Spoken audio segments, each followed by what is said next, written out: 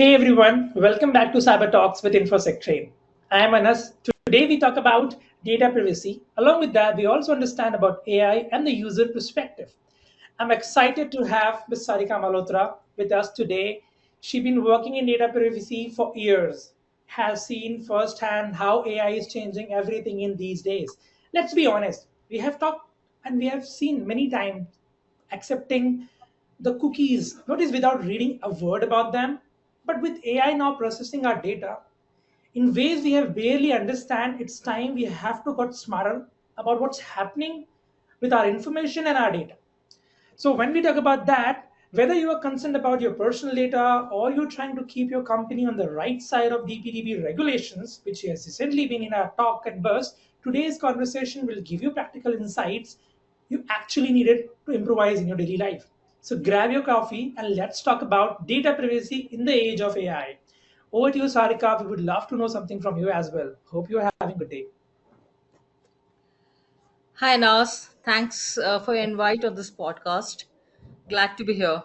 Yeah, Very well welcome to all the people who have joined us today. So, in today's podcast, we're going to discuss the privacy and what it affects, how it affects the users, in right. our day-to-day lives. So, we understand in today's world, digital world that we are having, privacy is not just a buzzword; it Mm, has become kind of a necessity you right. know like the things are evolving. So whether it's a social media, online shopping, or AI driven services, your personal data is constantly being collected, processed, and sometimes being misused. Mm, But how much of you really have control on this? That's something to discuss, and right. that's exactly what we are going to talk about in today's discussion. That's So interesting. understanding your rights, sharing some tools to protect your data, and really what to expect from DPDPA law coming into enforcement very soon. Mm. So, hi everyone, I'm Sarika Malhotra. I'm in IT industry from 25 years now. The past 15 years into cybersecurity and privacy governance. I've worked across security frameworks, risk management, and regulatory compliances like GDPR, certain, and NIST frameworks, Okay. helping organizations strengthen security and governance while managing privacy challenges. So lately, I've also been digging deep into the AI governance and emerging cyber laws, exploring how AI solutions can both be a threat to privacy and protect privacy. So I think if you're ready to take control of a digital footprint, let's get started. That's thank you, Sarika, for a warm welcome about yourself. And it's a tons of information that you are bringing today.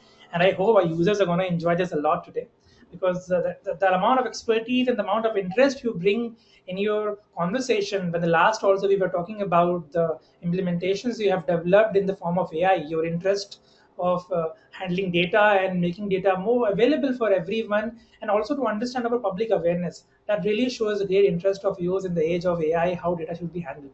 So let's not waste the time and jumping down to understand the personal privacy journey of somebody. Like with this, would love to ask you, Sarika, what's your personal wake-up call that made you realize that how serious data privacy issues have become, specifically in India as well? Okay, so I would like to start from the days of 2005 7 when Orchid came into the its existence, the first social media ever. Right. If some of you are as old as me. Yeah, of course, we have used those applications. So that was the first exposure, and from that times, that feeling of sharing your private information with everyone so openly was something which I was sensitive to the fact that yes, we are openly sharing and people are sharing things very easily. But Right. my wake up call really came when I understood how easy it is for the companies to track and profile us. Right. So remembering one such instance a few years ago when we were having a family conversation during Diwali period, Okay. and you were talking about buying some gadget for Diwali, and just discussions going around in the family, and the next thing we see, there are ads popping up in our screens or our phones, even social media, and this was like something. It was a real wake up call because That's for the feeling of being watched up. Right. And that was the one instance I remember that we really, time to get conscious of what's happening around. Hmm. So that's something I'd like to mention here as a wake up call. And so as I got conscious, I started reading some, news on the data breaches and what's really happening in the world. Okay. And so I remember one such popular case happened with the Facebook Cambridge Analytica in 2018. Hmm. Where the user data was scrapped from Facebook and was being used as political influence in the campaigns, political election campaigns. Right. And like I just got to see a similar news yesterday, and that's very from a very Maharashtra legislative assembly elections in November 2024. So the data of 790,000 people have been leaked, and this is just in the like it was an ET yesterday. Hmm. And so many people data has been leaked, and of course the elections will happen after 5 years later now. But this data is now out there, and this can be used in the next elections for impersonation or creating fake IDs for voting, things like that. Right. So that's really what is happening around all of us, which makes me scary, and it's time that we should all wake up. Sounds really interesting. I mean, this is very generic that you have explained to all of us. I think this is something which day by day everybody has started observing their data being getting available in many places, and that sounds also very interesting that when we search something and start showing in our different applications as well as the suggestions, which shows that uh, we have been watched or tracked. We can say later on what exactly the appropriate way of delivering it. But with this, now we have seen the way government is also getting very serious, and the nation is also coming with something we call the DPDPA Act, is one of and also is in everyone's mind lately. What makes it different from privacy regulation we have seen before? What's your point on that? Yeah, sure, sure. I would like to talk about that. That's pretty interesting thing, because privacy has been there for some time now, Right. and DPDPA is like India version of privacy. So definitely, it's worth mentioning what's been going around in the world for years. Right. So GDPR was like a gold standard of privacy laws, Right. and it has been a benchmark from 2018 for as a standard benchmark for all the privacy laws across the world. Correct. So, and DPDP is also like India Act for privacy, and this is really in response to the growing digital economy. That's the evolving digital economy of India, Right. where it was a needed. It was needed.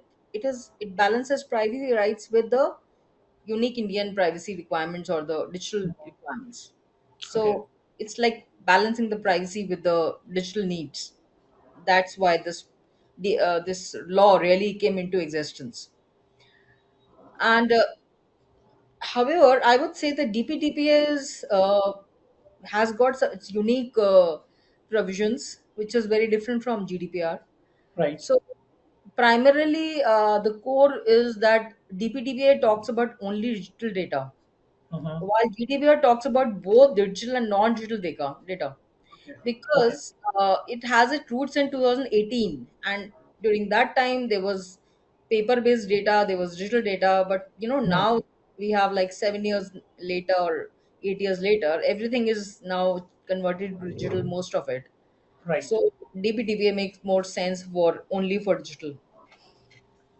So that's one key difference, and the few other differences, probably I can just spot one or two of them.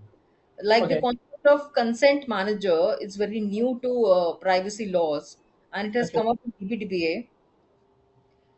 Okay, so consent manager is like an independent entity, a Okay. third party, which is approved or authorized by the Data Protection Board for managing the consent of the users, their withdrawals, and subletting the consent to other contractors or fiduciaries. So, for that purpose, it is a central authority which will manage the consent for on the basis of on the behalf of all users and data. It's like a bridge between Okay. the data fiduciaries and the users for Right. consent. So that's a centralized way of managing consent which is very unique to DPDPA. Hmm. However, in GDPR, it is managed by the content management platforms of individual data fiduciaries. Exactly. Yeah. So other thing, it's about the child data protection requirements in DPDPA, which is more stricter than GDPR, because the child age itself has been, the threshold has gone to 18 years versus 13 to 16 years in GDPR. Hmm. In Exactly. GDPR, it's the range is 13 to 16 years, but the state level in Europe, they can decide the limit for their state. But here Okay. it's a flat 18 years, so below 18 years of age, it is considered child. And the other, new thing is that you need a parental consent for using data, child data. So that's again a different thing that has, kept to the unique requirements of India for DPDPA, that a consent for use of data has to be taken from the parents of That's the child absolutely. to 18 Yeah. years. I think this will make parents also more responsible about understanding what their kids are going to use and what they are not going to use, because these days not aware about what they are actually using. Well, after these concerns coming up ahead, they'll be having an idea there where the data of their kids are being getting utilized and where they are getting exposed to. Yes, yes, definitely. It will bring a lot of consciousness into parents about their children data, because when, like, now it's like a free world, everybody is sharing their pics on the social media, and they are very proud to share their children's pics and data all across. Right. The population is not conscious at all what's going to Exactly. happen. So I definitely, it will need a big cultural change also. So let's, we have to go through journey of evolution. I think it'll take some time to come to that level and uh, That's it's think. interesting. But definitely one thing I will not miss to mention here is that there's a provision of government exceptions exemptions and DPDPA. Okay. So the government can have a broader access to data for reasons like national security and law enforcement. So without taking a consent from the user, they can use it for national security purposes or law enforcement purposes. So, you know contrary to GDPR, which is more stricter when it comes to state surveillance. Hmm. Yeah. So that's kind of a one area of improvement, I would say. And DPDP is still going on into the final round of consultation. Like, consultations have been given and it's getting collated, and the next final draft will come up. So probably few areas of improvement, enhancement, loopholes will be addressed in the new version. Exactly. Let's so for that. I mean, let's view from the eyes of Sarika. If you see that, what are the three biggest challenges or the biggest changes user will actually notice because of these regulations, these new regulations? Yeah, sure, sure. So users will definitely notice big change. Okay. And on the face of it, I think the first thing, I would say, finally say goodbye to all those Bajaj OD loan calls and those personal calls, the spam calls which keep hitting us, including the automated calls, which is a headache for all of us these days. So that's one thing, short, you'll stop getting reducing on the spam calls, where your data is getting circulated and being used without your consent through all these marketing companies and all these loan agencies. So with DPDPA, there is no way the companies can do a blast of all the cold calls without your consent. So finally, I think we'll get some peace over there. So definitely a drop in spams. The other thing I would talk about with DPDPA, I would say no consent means no marketing. So the users will notice more control over their personal data, and there'll be like clear prompts for taking consent, withdrawing consent, or request for correction, deletion of data. So those things will start coming in the websites, in the privacy notice section or the cookie banner, you know area. So wherever the websites would like to do this consent management through whichever website provisions. So those are the things which clear prompts people will start seeing for them, and they will know how and when to manage their consents for the sharing of data. And third, but not the least, I would say the notification of breaches will start more frequent. Okay. So until now, people have been hiding things. Like there was a trend of not letting know No. what Right. data leak happened, or there was no liability for people to really come out and say that a leak has happened. But now with DPDPA, it's the companies have to comply with the requirement of informing the users that the breach has happened, and how are Hmm. you, what kind of impact has happened, what remediations have been taken, how long will it take. So all those information has to be published for all the breach notifications. So I think in the coming times, you will certainly see a surge of breaches, but Okay. actually it will not be the surge of breach. It will be like the breaches getting reported more Hmm. frequently. So it is like that COVID cases, the surge of COVID cases. There were Right. there were too many COVID cases, but once they get started reporting, you felt that the numbers are going high, Reason. Right. but it's only the reporting which is going high. Okay. Ultimately, this will build a great trust in digital services, because the companies will have to be in compliance to DPDPA or else pay heavy fines. Hmm. That's something interesting I was about to ask you, because why people are going to report this all, because they know that they're being getting fined if they missed out to do something like that. Right, true. So that liability will be following them if they are into some trouble. That's interesting. But while you were speaking something, you mentioned about the cookies, because this is also in my mind, is in the every user's mind these days. We really ignore this and just pass on to the main content we really wanted to land up. So cookies are everywhere in our online experiences. We all have seen. But do we really understand their impact? We wanted to know from you. Yep, sure. So, love to answer that. So, Yeah. talking about cookies. So, what are really cookies? Cookies Okay. are, most of us may be aware of it, but just for everyone's knowledge, they're like small data files stored on your devices, which have your site visit preferences.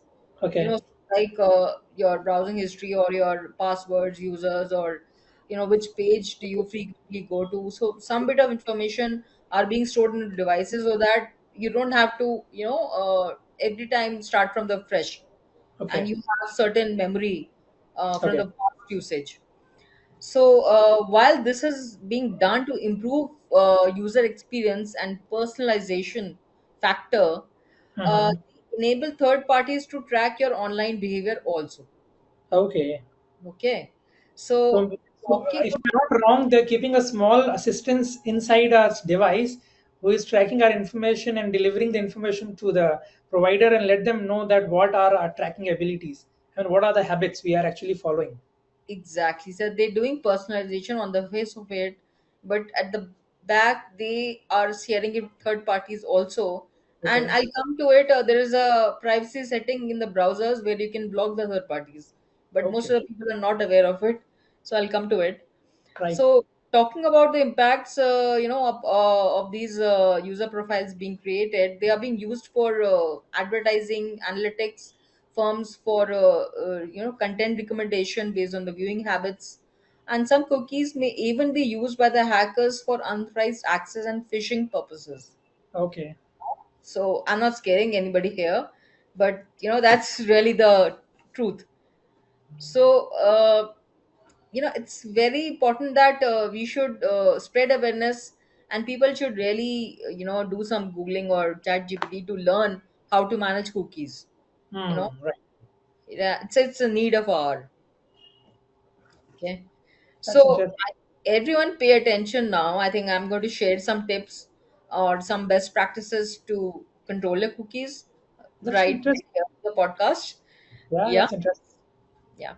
So I think most of the browsers, they have the, I just mentioned the third party cookies. You go to your browser settings and go to the privacy and security section, Okay. and there you will find cookies wherein you have n number of settings, what you can do with your cookies and what kind of preferences you want. Do you want to block third parties?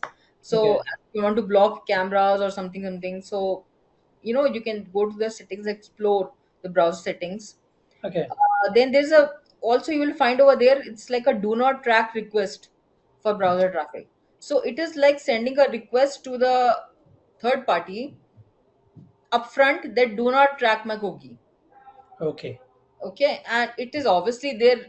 We don't, there's no much governance or a loop back that they are still tracking or not, but it's a provision being given in the browsers that you Right. can upfront tell them do not track. So TNT is one feature in the cookies section then one should look for and Hmm. enable that.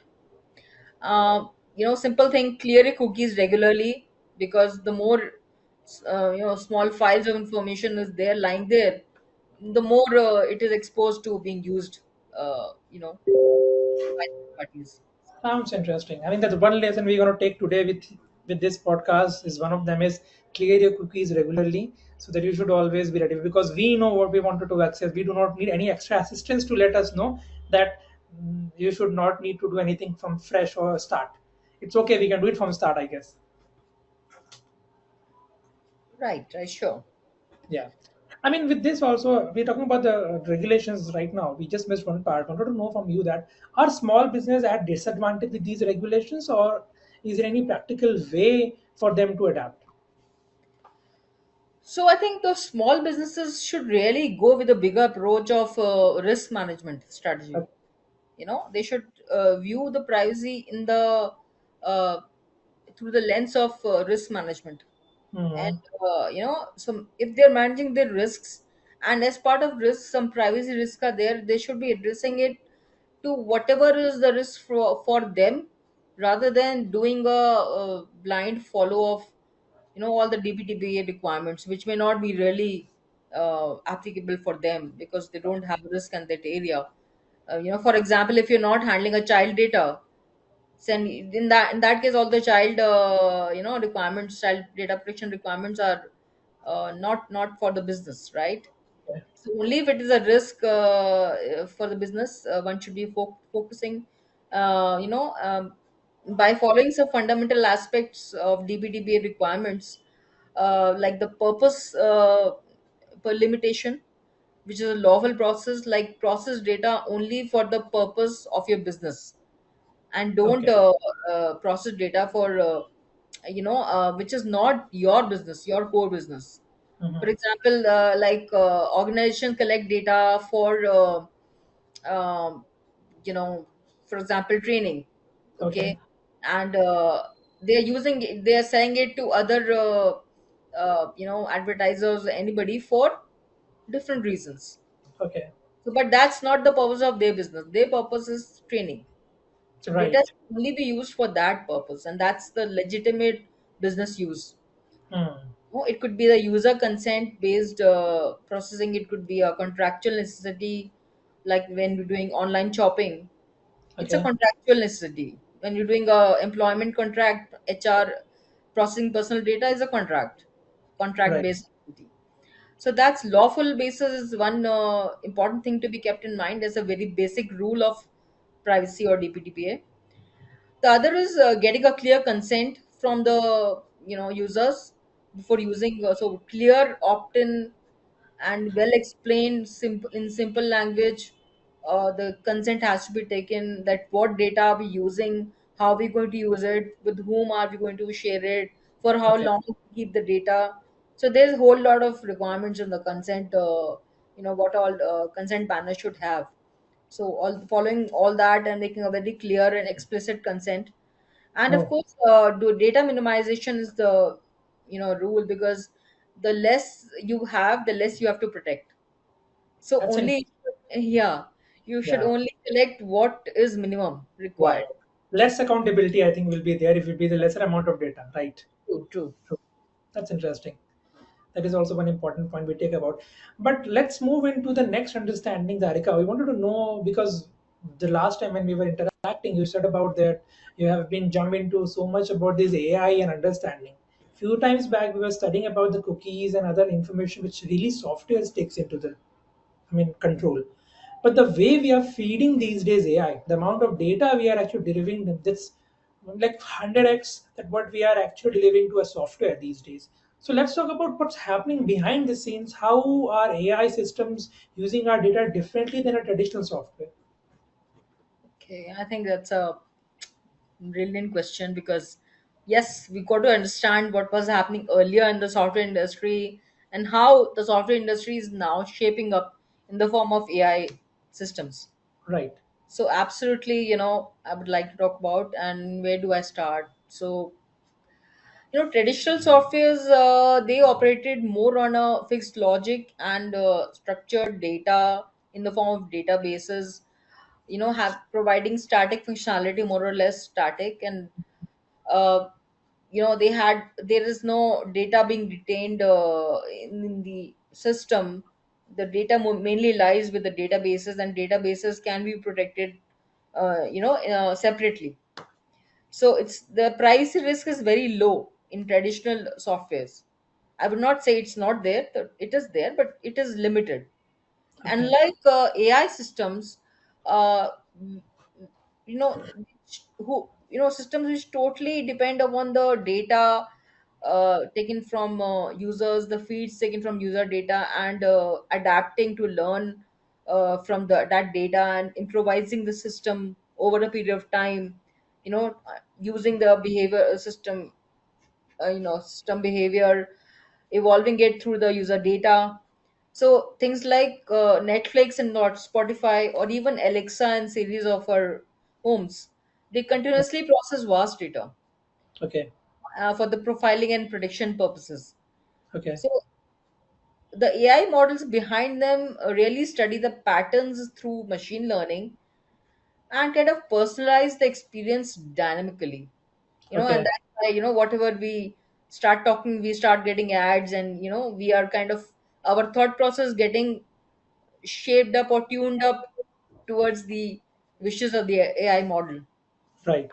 Yeah, so this data may be sensitive also, and this is sometimes being used for sharing it with the different advertisers or publishers. Sometimes it's also used for self improvement of the privacy AI model itself. So this is all is raising concerns about privacy in the AI systems that are evolving right now. Hmm. That's interesting. I mean, this one part which you mentioned earlier, that we should always make a habit of clearing our cookies on day-to-day basis, this also allows not to deliver the direct data to the people who are actually processing the data via AI or via other mediums. It will allow us also to keep this all sensitive data in control. I mean, this will not eliminate everything, but at least it will reduce the consequences of what actually going to happen next. Yeah, and I just remembering now, like I was reading this book from the famous Kai Fu. He's like a president of Google China. When Okay. Google was there in China for some period, 2005 to 2009, I think it was banned after that. Right. So he mentioned in his book, that is like the latest book, AI 2041. So Okay. it's like a fiction book with the fiction stories and some expert analysis after every Okay. story. It's very interesting. I think one should. I would recommend that book. That's very interesting because you actually see a fiction story and then you understand the concept of AI through the I mean, story. Yeah. So fiction is that's there interesting. he mentioned one quote over there. I think I would like to quote there. So he said the AI will know you better than you yourself know yourself, Okay. and shaping your choices while making you believe you are doing it. Okay. So you think that you are making those choices, but it's not you. It's the AI who's actually influencing Hmm. your Sounds actions. interesting. Yeah. That's interesting. I mean, the way you mentioned about the fiction, I think fiction is something that opens the door of creativity of humans to do a lot of more experiments. Because maybe we down the line understand things to not do those things, but there will be people in the world, there will be people around the globe, they would love to try those implementations.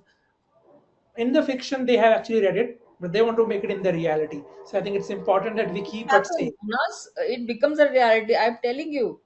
So I remember one small instance, like just a funny thing I want to mention here. Yeah. We used to read those Archie's books, Okay. comics. Sometime like 1990s or something. There was probably people today have read those. So they used to be in those Archie comics. There was shown that the Betty, one of the Veronica Betty, one of the characters, they were studying online through a computer screen. And back in 1999, 98, studying from a computer screen was a fiction, but it happened in COVID times. In the COVID times, the entire world, they, did their education and classes and colleges, and every for 2 years they did everything online. So So that true. the fiction became reality. So I truly believe the fictions will become reality to some certain extent. So How that's really exciting for fiction stories. I mean, this with when this fiction, there's another scenario that came into my mind when you're talking about that. Recently, my mom has asked me to keep these voice assistants away from the home because she may have read somewhere or have seen any shorts or reels across the I think she's very savvy. yeah, she said to me that maybe they're listening all of my voice. I don't want that to be get leaked, and you guys will listen what I'm actually talking at the home. I said no, not at all. They're not working that way. So all these voice assistants in our home should be worried about them, or it's just a paranoia. Definitely, it's a paranoia, I would say, and that's a very common question that hit most of us. So, let me tell you a short story here. I think just a icebreaker for some of you who are getting bored with this discussion.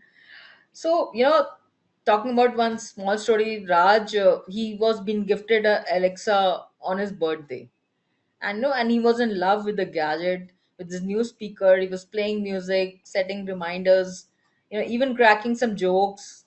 Mhm. And one fine evening he was just discussing home loans with his wife, you know and only he was there to receive calls from loan agents next day. While he thought, he never really searched for it online, he just discussed it with his wife. It was just a discussion, and it's not a real search or something started, but he started getting calls. So definitely all these virtual assistants are listening to our conversations, knowingly, unknowingly, even if we don't do the wake words, even then they are listening. I So think something similar has been happened recent days when Siri has been fined for something taking users' data for delivering, and Apple is fined to. I think it's in that case. It's yes, in the discussion yes, these yes, days. you're Happening. right. Yeah, that's Yes, true. it mistakenly shared data with some unknown vendor or something. Right. uh, and this was a like a total lapse or like unplanned thing or a leak kind of fault kind of thing, you can say that. Yeah. Okay. I mean, So I always wonder. I mean, how does the tracking or listening actually happens? I mean, we want to go beneath that and understand and get shared across the device. Can you tell something about it? That now we got to know this is actually happening. But let's sure. understand what actually is going on.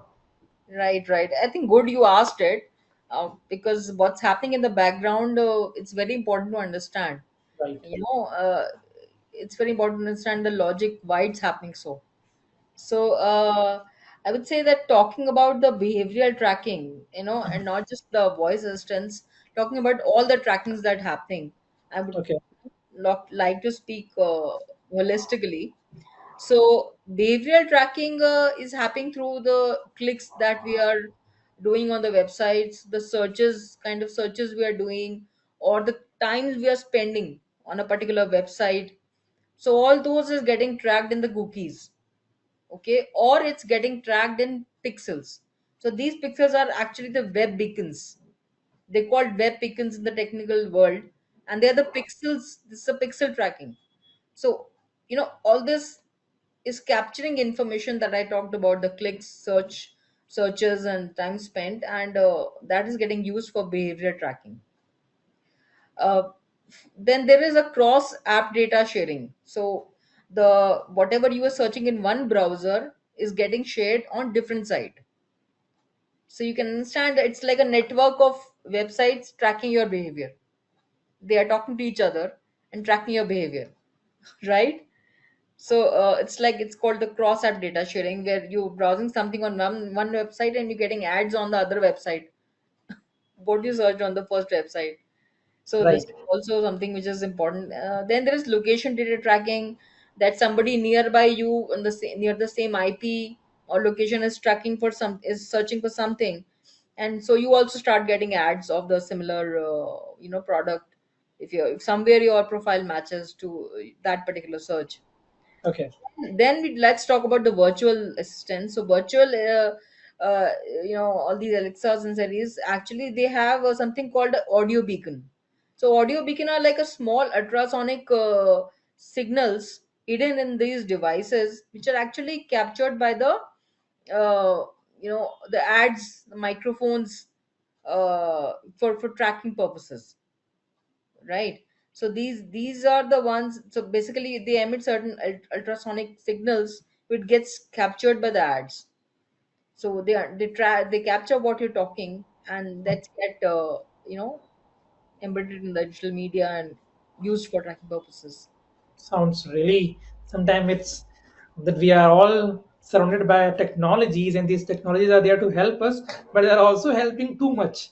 That don't do anything, we do everything for you. We let you know what you will be doing, getting controlled by us. Sounds with this the next layer of understanding comes about how business models understand these data practices, and I think nobody better than you can let us know, who has been into this and layering by layering taking the informations out. So the question for you would be that what's the most surprising example you have seen or you have experiences of how companies collect and use such data that most users don't know about it. I think that's a wild one. So yeah, let me think.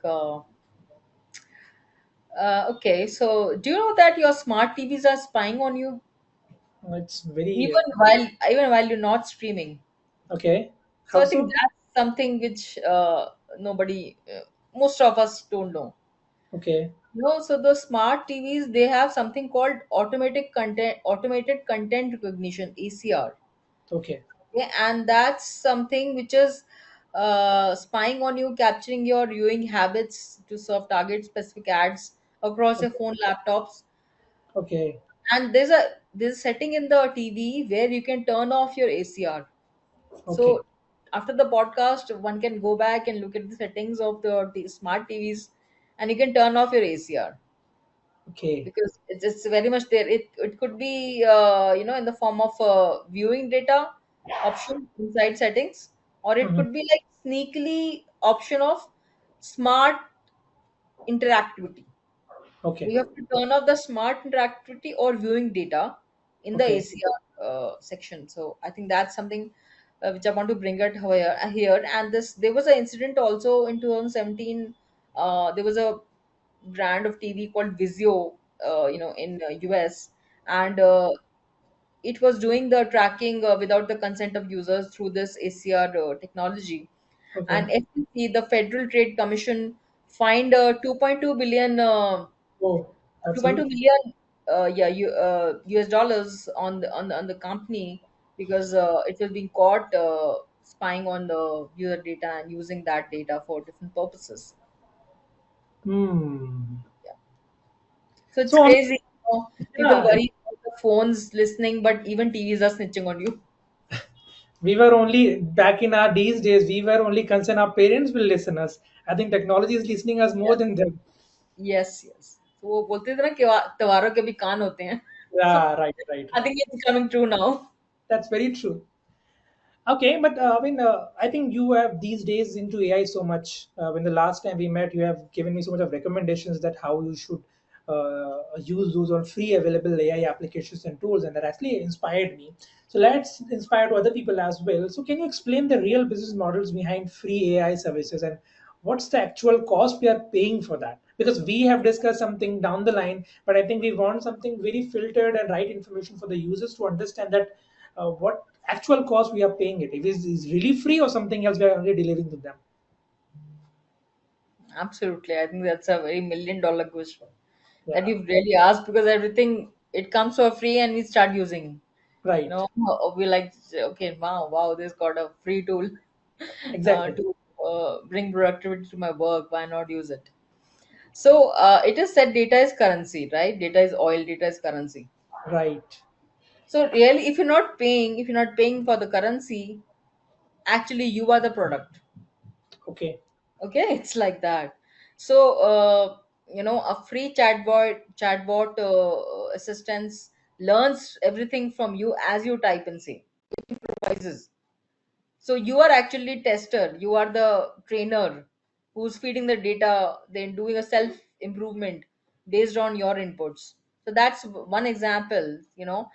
uh, so when you are sharing your opinions and habits on the AI tools, they're actually constantly self learning. They're using it for targeted recommendations. And Okay.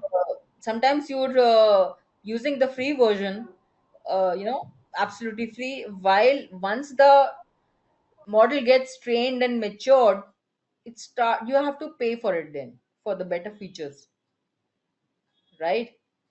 So it's called a free now, pay later, Right. Okay. right? So this is something which how we are becoming a product of these free tools, by selling our data and for self optimization, or using it for different recommendations, where they are impacting our opinions, our shopping habits, or our decisions, really. That sounds interesting. I mean, we have to back in mind make it very clear that nothing is free, and if we are accessing free, we should go deep dive and understand about what access we are given to them, how our data are getting controlled, and what information actually we are sharing and they are actually gathering from us. Because that's really make a very psychological understanding also that nothing is free. I mean, we these days we are even drinking water costs us 15-20 rupees, the basics which really we need, which is the one third uh, availability of our globe. But still, I think this is very rightly said by you that we need it important to understand about that. So true.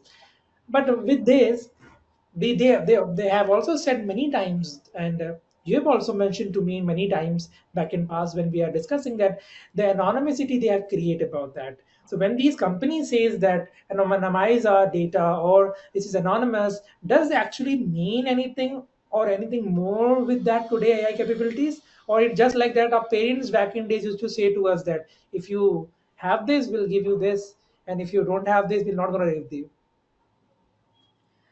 Yes. So when company claims they anonymize data, Okay. they actually referring to two things. So one is actually not anonymized data. That's like hiding the personal information with an identifier called pseudonymization. Okay. So it's like masking your name, or changing it with a code or email address or some unique codes which can be reversed. Mhm. So that's not anonymization. That's pseudonymization. And true anonymization is really when your personal identifier is hidden and it cannot be reversed. So completely anonymization is when you can reverse the hidden data, you know and that's the non-true anonymization. But what is happening in today's world, does it really mean anything? Because even true anonymization, is it really happening? Does it really mean anything in today's world? So no, re-identification is easier than ever. With the AI tools coming in, even the anonymized data can be tracked back to individuals. So maybe Right. you That. have anonymized data, but if you have the history or browsing history of a person, and you have the location identities, or you have the IP address, you can reconstruct and you can find the identity of that person. Okay. You understanding me? So Yeah. what's happening is like you have clues, and AI is doing a aggregation, with its searching for data all across, available on the net. It's cookies. It's thread, you know joining and weaving around that small clues and creating an identity of a person. So Exactly. even though you feel that it's on anonymized data, but it may be reconstructed with the help of these AI tools. Hmm. So much information we are actually gathering today that to make us more vigilant about how we understand our data and how these data are getting edited by these AIs. While you were saying about this, there's one thing that came into my mind about the surveillance technologies we are using these days. And above that, that's the most tricky one these days we are using is facial recognition. And these are getting AI powered. Just now I got to know how Chinese are using it. So how AI powered facial recognition changing the privacy landscape, especially in public spaces? Yeah. So imagine you're walking down the street, simply walking on your roads or across public places, and as you pass by, every camera is watching you. You know, and that sort of sci-fi it's happening right now in the airports, in the malls, even the street cameras. So they track the moments to enhance security, fine, to personalize maybe some services, but at what cost? At the cost of privacy, right? So it may help catching the criminals or finding the missing persons or some other mass surveillance requirements, which may be beneficial in some aspects, but Hmm. they are coming at the cost of privacy, and the data can be misused also. Okay. So some countries have even banned the use of mass surveillance Okay. due to privacy reasons. Hmm. And what can really go wrong here? Let's understand that. See, facial recognition is something which is not like a biometric. When you're doing a biometric, the error rate is very low. You know, Okay. but if facial recognition, there are a lot of factors which can impact the recognition system, the illumination, the light, the It's color of tricky. your skin, the expressions. Right. They can give you a false, result, and this can lead to misidentification and wrongful identification of person and for wrong purposes. So Hmm. I would remember one case in 2018 I read about the London police. There was a shocking 90% false positive in the facial recognition systems they installed in the public areas to start. Okay. 90% was the false positive rate, in the initial days. Obviously they must have improvised on that by now, but the main reason was the primarily the blacks and Asians were misidentified as compared to the white people. Oh. Yeah, because of the skin tone, the facial recognition was not correct, Hmm. and this led to a lot of discrimination and unfair targeting. That's, I mean, we have seen something similar has happened in the case of Amazon as well, when the recognition and the data has been terminalized in terms of racism as well. So these are really key ingredients which really work on that. But we have read somewhere previously that we have penalties in DPDP. So, do these, I mean, what's your take on penalties in DPDP? Are they strong enough to take these tech giants change their behaviors? Because this is something which is going to be managed by them only. So, are they going to something work on it? Oh, this one is interesting. So let me talk about, I think, let me give a different perspective here. Okay, Okay, let's not talk about the fines. So I think DPDPA outlines fines for non-compliance fine, okay, but won't kick in so immediately. hmm, The standard will get enforced first. It will have its own phase of adaptation and the system getting matured, and the complaints and fines process getting settling down. So this will okay, happen over a period of next 2 3 years. It will not just like another 6 months the fines will start coming out. Because okay, even the government will be cognizant of the fact that they have to give you a time period to implement a particular law, show your and they'll be then giving some warning signs, some education, some warnings, and then they will gradually start putting fines. okay, So it's not for the organization to worry about the fines. What organizations really have to worry about is the trust and confidence of their business partners and customers. okay, That's something which will give them an competitive edge, and it will sustain their system, their business, because once you're able to demonstrate compliance to DPDPA, instead of worrying about the defense mechanism of avoiding fines, one should be rather welcoming for the more business and the trust of their customers and in the market, the reputation, building. So those things should be more dear to the businesses, and the focus should be more from the growing the business sales, and having competitive, having more customers Right. through the compliance of privacy laws, rather than just protecting your fines. Sounds. I mean, this is very clear understanding that we still need a lot of time to understand these things, and better is that we take our decisions also to control how we are managing our data and how much we should actually deliver and what needs to be utilized. If and the least amount of sharing information is helpful for you to control your information, better to go with that instead of delivering entire information on the open platform. Right, right. So I think it's basically boils down to the fact that instead of focusing on avoiding fines, one should focus on how to improve your trustworthiness Right. market. True. So true. Let's just understand about one more thing. There have been in talks many times. We wanted to learn from you as well that what's the real trade-off between security and privacy in an AI-driven world? Okay, that's a classic Yeah, security and privacy debate, I would say. right. Yeah, so that's something love to talk about. So why AI helps us, keep safe, but it comes at a cost. That's a privacy. Okay. A lot of AI technologies also benefit us.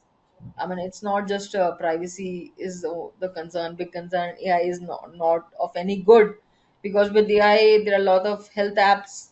There is fraud detection happening around, um, banking frauds, or cyber crimes, or detection in the cybersecurity side. A lot of Right. AI contribution is humongous in our day-to-day lives, but it's coming at the cost of privacy unless AI is implemented ethically. So if Okay. ethically done, AI is good for us. Okay. But the real trade-off is, finding the right balance instead of, saying privacy is good or security is good. I would say it's the need of the hour that we have to strike a balance between the two. Okay. So while we are sharing a personal data, it's not always harmful. It's for good reasons also. But Mhm. then it should be done with the proper guardrails, with the proper protection, testing, doing their things ethically, following the AI principles and rules. And then, within that boundaries, if you're using the personal data, then it's definitely going to be beneficial of the different things I talked about, like wearable devices, health tracking, Hmm. tracking sleep patterns and heart rates, giving you early signs of signals of illness. That is like, these days people are wearing those patches for the watching your heartbeat, Right. BP, and people who are having heart issues. So Hmm. that's a very good health AI app, I would say. The AI apps are now in the natural disaster real-time data capturing. So they can Okay. capture, if your earthquake or a flood or some natural disasters, in advance, we can predict that. So Hmm. I would say the laws are huge of AI applications, but we have to balance the privacy. Though That, interesting. I mean, this is very important. Balance is always required and needs to be done in the right approach and right ways, as you have mentioned in previously also in discussions.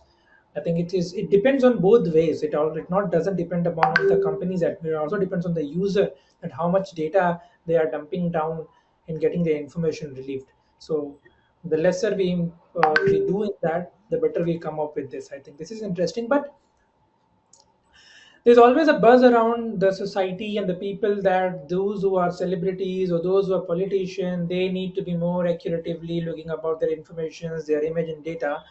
If I'm just an average person, not a celebrity or a politician, why should I care about all those privacy? okay. Why should I bother about privacy as an Right. average person? Okay, I have nothing to hide, so why worry, right? That's a statement most of us may be having in our heads right now. Right. Earlier it was. So, however, we see privacy as a something secrecy, like maintaining secrecy. But Okay. it is not about secrecy. It is about control. Having control on your data. Hmm. Even if you're sharing it with someone, you're sharing it for X reason for Y time period. Okay. But you're not just like totally hiding it or totally, giving it off without any controls. So Hmm. that's important, because even if you're not famous, your data is valuable, Right. right? Your data is valuable, right? So the frauds can happen with you also, impersonation can happen with you also. Your Hmm. data can be misused, because Right. you yourself an individual, what how it matters if you're not a celebrity or a politician. So Exactly. it is very important, and the companies track what you buy, where you go. They predict your behaviors, influence your choices, from ads to loan approvals. So all these are impacting your lives. Hmm. All this data use, which is there in public, it's impacting you in different ways. And there have been instances where loans were being denied to people basis their social media activity, even though had a good grade score. And things like freelancers, because of the irregular income, they might be flagged as a financial risk, Hmm. affecting their job opportunity or even loan approval. Okay. So when there's a loan approval happening or a job opportunity, they check your financial status, whether salary is coming properly every month. So it happens. In job Hmm. opportunities, there are other ways of capturing the data, but this might lead to like a false notion that the person is not having regular income, although he's a freelancer, so he's not having a fixed income coming to his bank every month. Right. This can happen with the traveler also. Like if you are doing a traveling abroad and made some big purchase over there, the AI system might assume it's a fraud, because you generally do Didn't spending do it, that. and all of a sudden you went to US and you did some there's a big transaction. So Right. AI presume it's a fraud, right? So this can impact the general people also. Hmm. People should be as aware as politicians and celebrities. That's interesting. As you mentioned about it is a social responsibility of every citizen to take care of the data as well. It's not limit to who you are. It's equally distributed like the power we are actually having in the nation. Everyone should have responsibility to control and maintain their data and limit their data availability and limit their data access to the public open sources and deliver the information which is really required to be shared with cautiousness. This is Yes. most important. Right. Very Yes. true. How much is to be given and for what time? Right, interesting. Uh, Look, we have been seeing there have been tech experts in the society who are delivering a lot of informations. Those who are not tech experts, they wanted to be a tech expert, but not at a broader spectrum. So we would love to know what are three simple steps anyone can take today to better protect their privacy without becoming a tech expert. Okay, I think that's a very simple one, because to in order to protect your data, there is nothing complicated, and three simple steps could be that check the apps on your phone. Okay, Are you giving access to your camera and microphone, location? okay. So you should not like mindlessly install apps. You should Hmm. go and check their settings, whether they need a camera, or just before this meeting, my camera was not enabled on Right. Google needs, so I had to enable that. I did just realize in the settings I have disabled it. So Hmm. one quick thing is to check the app access for your cameras and microphones. Then having a 2FA, the multi-factor authentication in your accounts. Hmm. So I'm sure everybody has account in Gmail or any email sites, Yahoo or Gmail. So have you turned on your multi-factor authentication, or it's just a password? Okay. Multi-factor is your either your passkey or your OTP. So Right. when log in, it'll you ask for a password, and then a prompt will come on your phone for approval that okay, you are logging. So this is a Hmm. multi-factor multi-factor, which is a very simple step. One has to enable that. The browsers, the accounts, email accounts, and all, they are asking for it. They're prompting for it. You should enable the multi-factor authentication in your accounts to safeguard your accounts. Then use some privacy focused browsers like Brave and Firefox, Okay. of the Chromes and eyes of the world, because Brave and Firefox, they do less of cookie tracking through these browsers. Okay. Plus, I also talked about the checking out the privacy settings in your browsers. So, these are the few simple steps one should, jot down and keep Hmm. in mind. These are very simple things. That's interesting. We would surely love to carry up with our day-to-day routine, as you have mentioned. Interesting. Oh, there's always a segment which people usually discuss these days when talking about privacy and balancing the benefits is about the privacy tools. Because VPN, encrypted messaging, private browsers, which privacy tools actually work and which are just a marketing hype. I think no one better than you can give an idea about this. So we would love to know about that as well. Um, wow, that's a good question. So all these methods are worth discussing, and they work for enhanced privacy, like VPN, encrypting message, and privacy browsers I just talked about. So, let's talk about few of these tools like encrypted messaging. Use Telegram and Signal instead Okay. of SMS and WhatsApp. Okay. Okay, so WhatsApp, it says it is encrypted, but it's not end-to-end encrypted. Okay. Okay, so Telegram is better. It's better encryption than WhatsApp. Okay. Signal is also there. That's Okay. good. SMS is not encrypted most of the times. Okay. Use privacy focused browsers like just mentioned. Firefox, Brave, or DuckDuckGo is also a browser which is getting popular. Uh, Mhm. VPNs, use the VPNs which are not creating logs. No, so not getting your IP logs, your connection timestamp, your browsing history. So use the VPNs which are not creating the logs, like Proton VP or Mulwad. I think Mulwad, yeah. So there are VPNs which are not creating logs, and Hmm. that's very much required, because if a VPN is creating logs and the logs are getting saved somewhere, and your service provider can give the logs to somebody, then your identity is getting revealed, So even true. though the VPN itself is encrypted traffic, Hmm. even though the logs are capturing the activity behavior completely. And some of the tools which are hyped, I would say, are the incognito mode, because the incognito mode has been talked about much, like a safe browsing habit, but it's not really safe. It really just stops the local history from getting saved. Hmm. So it's not much of a actual in the background. It's not doing much. It's just saving the history for the websites on your ISPs.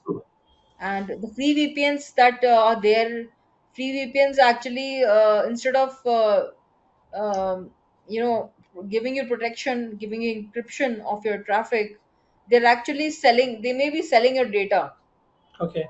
and you're creating logs and selling your data. So free VPN is something we should be aware of. And then there are certain ad blockers. So all these ad blockers these days, especially from the shady companies, Right. might be blocking your ads, but at the back end they are collecting your data and maybe selling it off. Okay. You got to be aware of these ad blockers. Right. So, and remember, like, finally, with all these secure tools like for encryption, VPN, or focus privacy focused browsers, and others, incognito mode and free VPNs, bewailing of the ad blockers, I would only say that privacy is not about the control. The privacy is, it's about the control and not about the erasure. So you can Exactly. only control it. You cannot just hide it or erase it completely. So true. You have come up with a lot of expertise, so we would surely love to take a recommendation from you. Like, what's one privacy tool you would have recommend to everyone, and why? So one of the tools, easiest thing to improve your security is through password manager. Okay. Okay, so password managers have become very popular in the last 2 3 years, Mm-hmm. and it has now also been embedded into our Chromes and IE browsers. But the inbuilt password manager is not so secure as compared to the trusted password managers like Bitwarden or One Password or maybe Dashlane. Okay. Dashlane is one of the browsers. So these are password managers which can give you a protection of your password, and it's a very simple uh, security tool to manage or protect your data. Okay. Because through these password managers, it gives you a sense of security. They create unique passwords. You don't have to remember them. Okay. They autofill, and they keep it in their encrypted wallet. So Hmm. they don't make local files. They keep it in encrypted wallets. Okay. So they also give you alerts if your data is being leaked on the dark web Hmm. or leaked somewhere. And also it helps in the cross platform syncing. So if you have saved your data on the laptop, and you are using the website on the phone, like Amazon website, Amazon shopping, Okay. sometimes you do shopping through phone, sometimes you do it on the laptop. So Mm-hmm. if you save the password, it will be synced amongst the devices.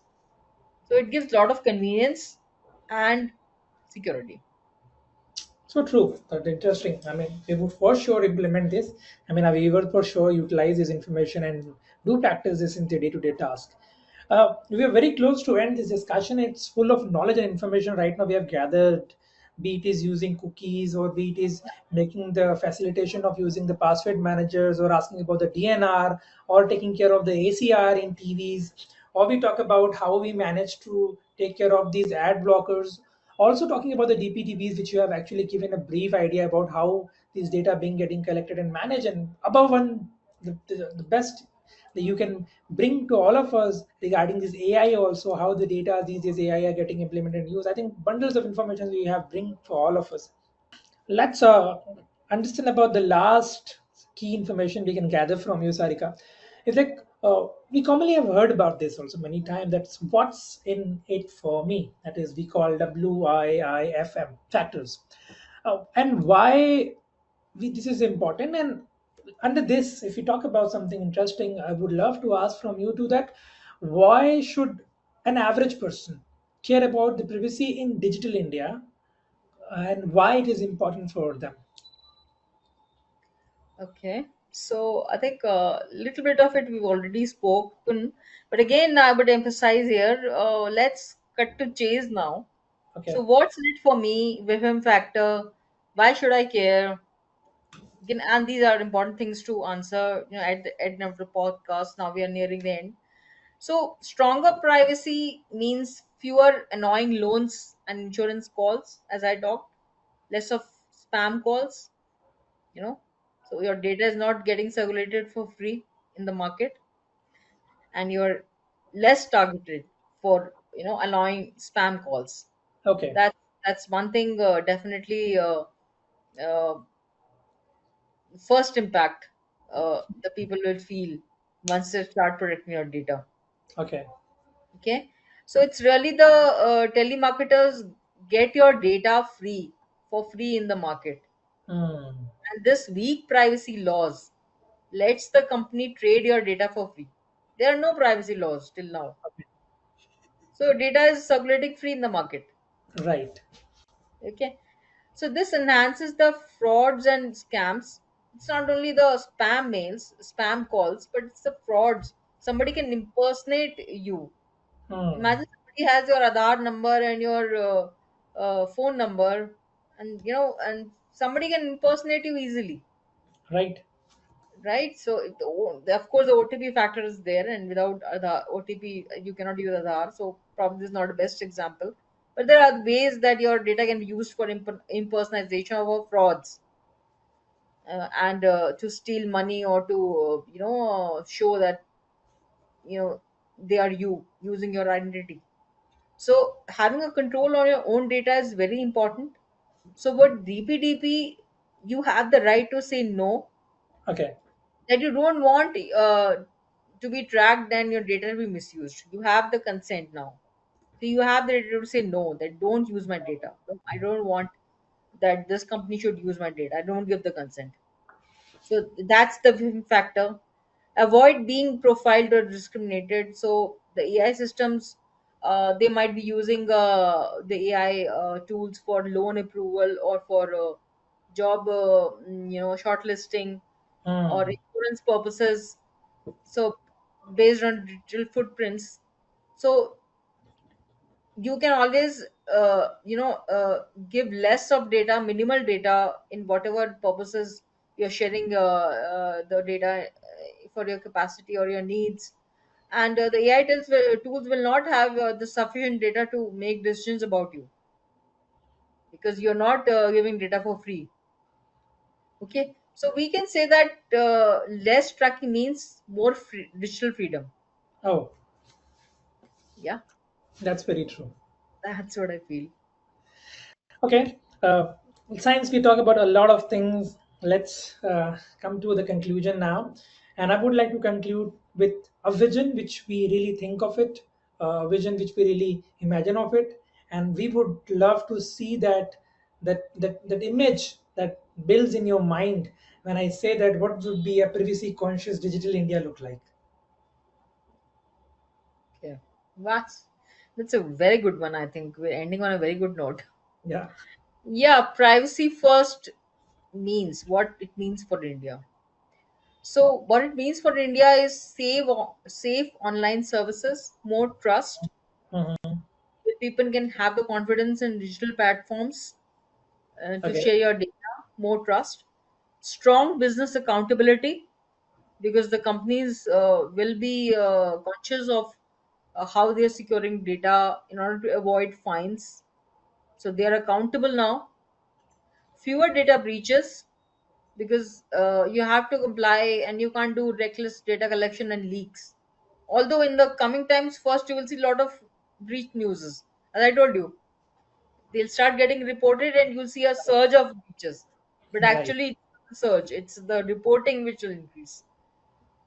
But eventually, gradually in the long run we'll see less of breaches happening, because there'll be more security and privacy requirements being implemented. Right. And then eventually all this will lead to a probably in the time period of 2 3 years, gradually building more trust and accountability on the businesses, would mean more global growth. So companies across the world will have more confidence to do trade with Indian companies and Indian establishments, because of Right. the compliance factor being already set in.